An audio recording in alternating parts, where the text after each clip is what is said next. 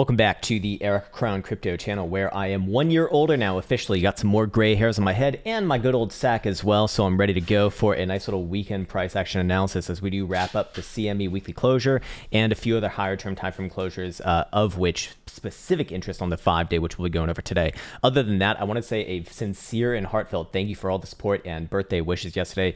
Absolutely fucking blown away. I really don't even know how to, one, comprehend the amount, and then two, fully express the appreciation that I have for all of that. Just insane, and it's going to take me a few days to really meditate on and think about, and hopefully at some point I can better articulate my appreciation for all of that. It was just truly amazing. Other than that, I think it's time for us to get into the actual price action analysis itself.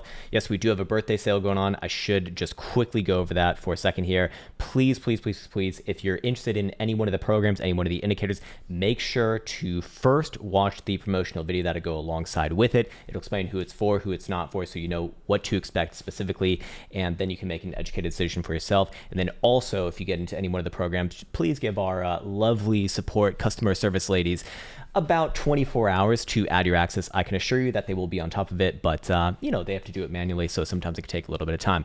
All right, sweet. Let's just jump right into it right on over here, starting off with the big time frame that closed last night. That was the 5-day time frame. And the 5-day time frame does have a major setup going on right here, where we do observe extreme lows, or relatively extreme lows, on 5-day BBWP, which represents volatility, aka the dispersion of returns, and the expansion phase from these extreme lows over the past 4 years now, of which you can see all of the back tests over here, has led to an average move of about 42.35% done over the course of just under 37 days. So we're talking about a bit over a month right now from the signal actually given.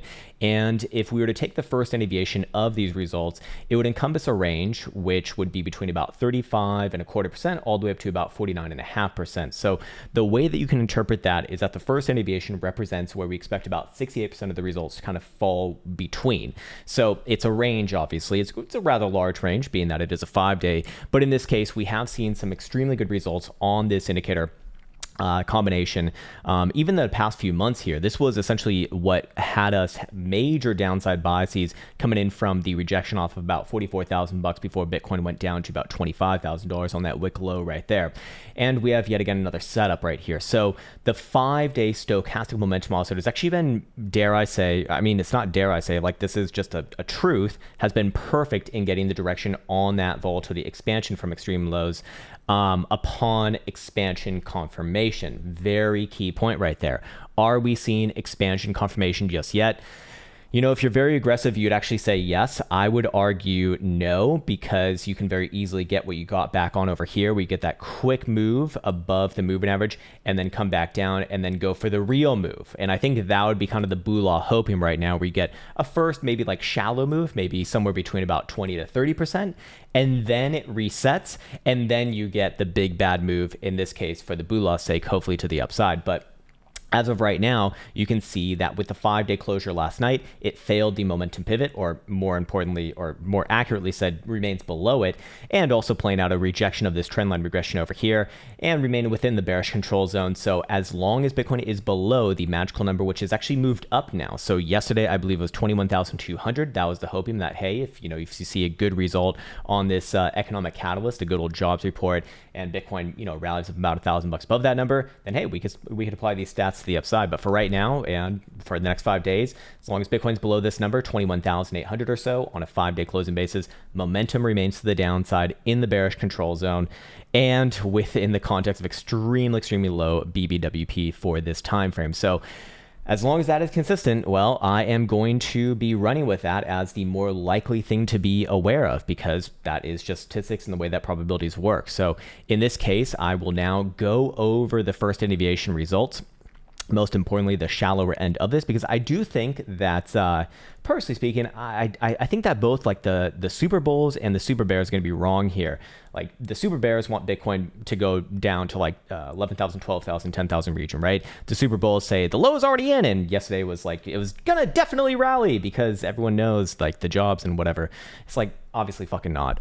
But in this case, if we were to take off about 35% off of current price action, sorry, not of current, but from where that signal actually really started to get going, that would be about 16,000, just above $16,000 right there. If we were to go 50% basically, or 49.5%, well, you can do the mental math on that. It puts you somewhere in the low teens. So I will not go over that right now because I think personally speaking, it'd be a bit difficult for me to envision price action like just shooting exactly down there over the next month and a half. But hey, I can definitely be wrong about that. I'd like to see the first of the lower end of that first standard deviation hit before I start to really extrapolate those targets going onwards and forwards. The next big signal that I'd be really looking for this to confirm, not just looking for like, a full on expansion phase on 5-day BBWP, but it would be the 2-day signal that we've also been looking at. But until then, this is what I'd be aware of right here, because this is the highest term time frame that closed last night. That does have, a major signal brewing. On top of that, if we take that one step further, CME already closed the week for the weekly, if that makes sense. And so that means that the weekly stochastic momentum pivot has once again been failed over here as well. The magical number was 21,500, and obviously it closed at below 20,000 bucks, 19,775 to be exact. So pressure remains to the downside. Again, it's kind of already here in the critical zone. I could very easily see some like I'm sounding like a fucking tarot reader right now. I'm like, I could see your future like this in the palms of your hands. But no, what I mean, like a lot of the time, what you get when you get into regions like this is you get some like this over here. Let me actually scroll out a little bit. We get that first aggressive down, and then the second one comes down again, but puts in a higher low, aka divergence, and then works its way up, something like that. But that would imply that the next, the next period or two, or maybe even three, does follow through with that. So how far do things go down in that environment? I mean, fuck all if I know, but going off stats over here, you can very easily see that there is potential downside. There is potential downside in September. Obviously, we've gone over the stats for September several times on this channel as well, and those are not the best for the boo laws. A lot of the time, though, you will see a rally in early September and then dump off late September. Perhaps we get that inverted for this particular September, but 9 out of the last 13 Septembers have been, closing decently red, about 21% actually, if you want to be exact. And of the remaining 4, 2 of them were just sideways anyway. So really only 2 Septembers in Bitcoin's full history have ever even closed green, which I thought was rather interesting. But I won't go over that data in today's video. We can save that for tomorrow on the Macro Sunday. Moving on to the next chart over here, I wanted to address lower term timeframes. So, hey, this is not my lower term timeframe chart. This is the 2-day chart. I don't think that we need to talk about it today, so we'll just get off that topic for right now. That one's going to be relevant on Monday when we get the next closure, but yeah, obviously Bitcoin's still well below the momentum pivot at 21,600 or so. So let's go down to the short-term timeframes over here. A few things of interest that happened on CME yesterday. Hidden bearish divergence of multiple drive variety is going to be, or it was confirmed on that bearish engulfing dildo that we did see about midday for myself here in Finland.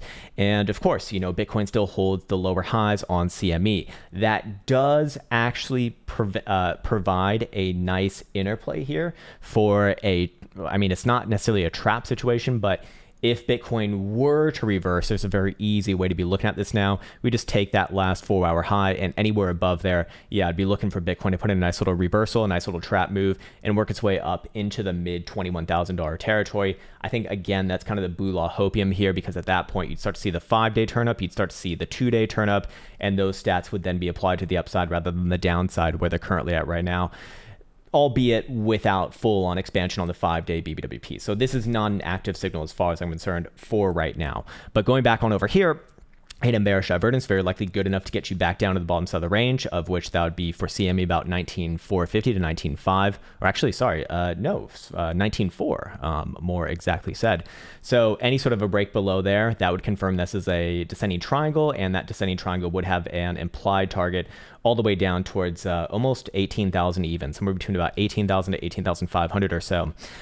So again, that accompanied by extremely low BBWP over here, and if I have my right chart, here it is, and the lower term time frame stochastic momentum for CME turning down at the same time, which 4-hour is down and will open down on Sunday, assuming that Bitcoin remains below 19,900. Keep in mind it did close the week at 19,775, so it technically is below there right now. Pressure remains to the downside in a low volatility environment. That is a breakdown setup, assuming that Bitcoin remains below these regions coming into the open on Sunday, and then really specifically Monday is where you want to see these levels hold if you do want to see an actual breakdown. Going over to the 6-hour, what do we see? Where's the momentum pivot? 19,600 or so. pretty close to current price action. 12-hour is also going to be pivoted at 19,900, so technically closed below there as well.